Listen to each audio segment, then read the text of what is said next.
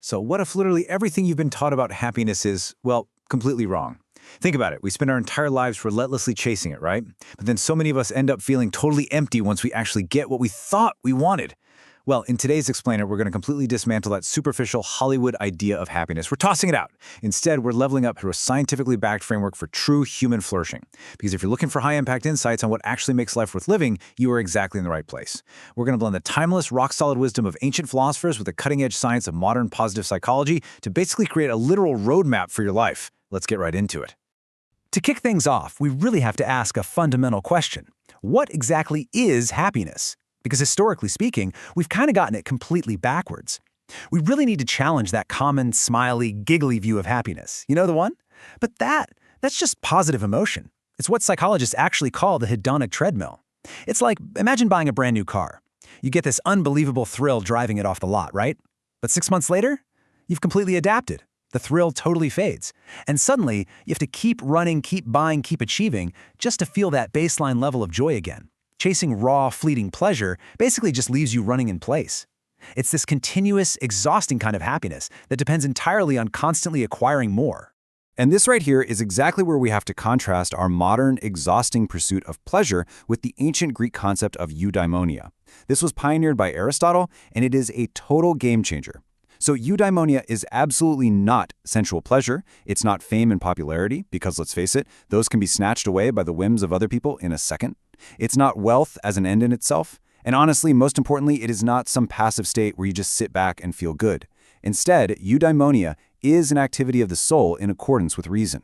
It is something deeply proper and native to who you are as a person, sustained over your complete life. And it is a highly, highly active state. You don't just passively receive eudaimonia. You literally have to go out there and do it. To make sure we're on the exact same page, let's lock down this definition.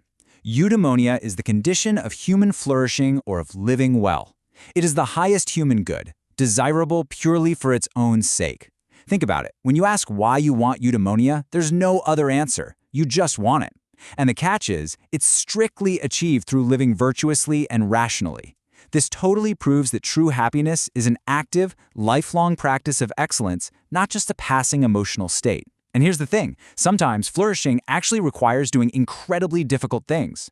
It might mean having a really uncomfortable conversation with a friend to tell them a hard truth, or just grinding through a brutal project because you know deep down it builds character. That friction, that's actually a core part of the flourishing. So let's fast forward to modern positive psychology. Dr. Martin Seligman, basically the pioneer of this entire field, realized that traditional psychology was kind of half-baked. For decades, it almost exclusively focused on mental illness, just trying to figure out what was wrong with people. But he wanted to completely shift the focus. He wanted to increase the overall tonnage of happiness in the world.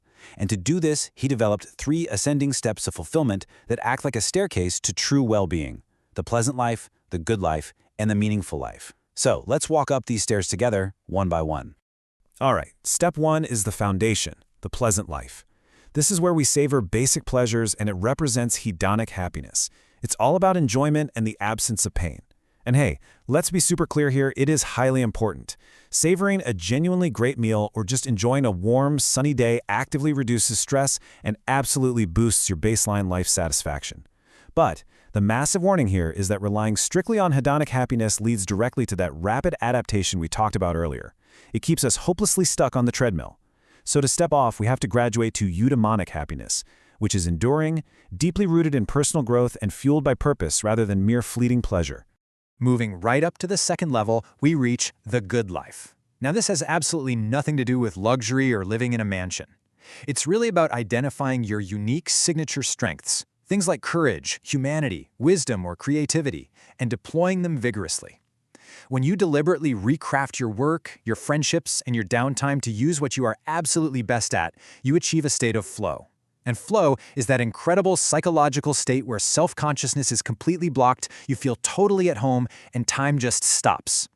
Think about losing yourself in a complex coding project, or painting a massive canvas, or even playing an intense game of tennis where you aren't even thinking about the score. You just become one with the moment. Now, we can seamlessly connect this modern psychological state of flow directly back to ancient wisdom with Aristotle.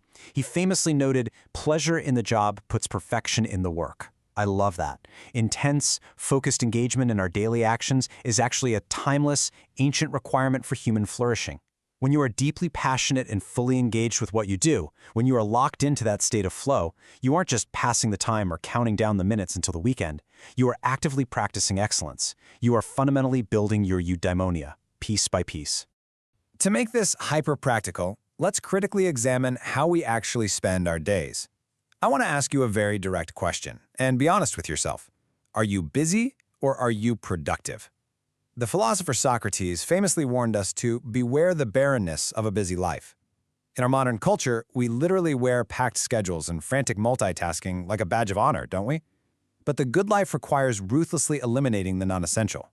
True productivity means choosing quality over quantity. It means being highly selective and focusing only on the vital few priorities that actually utilize your signature strengths. Because honestly, you simply cannot reach the highest levels of happiness if your energy is scattered in 100 different directions.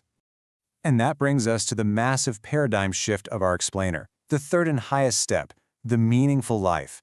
You can think of this as the self-transcendence twist. Because up until now, happiness has been entirely about you, your pleasures, your unique strengths, your state of flow.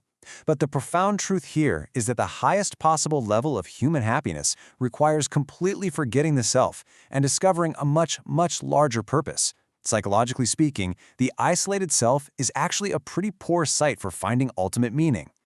Martin Seligman captures his ultimate secret absolutely perfectly. He says, use your signature strengths and virtues in the service of something much larger than you are. See, if you just have positive emotion without strong character, it inevitably leads straight to emptiness. Without a deep attachment to something bigger than our own egos, we eventually face the terrifying realization that we are just, in Seligman's own words, fidgeting until we die. Man, that is a haunting phrase, isn't it? Fidgeting until we die. But true meaning is the absolute antidote to that existential dread. It's found in altruism. It's found in stepping outside of your own head to permanently enrich the lives of others.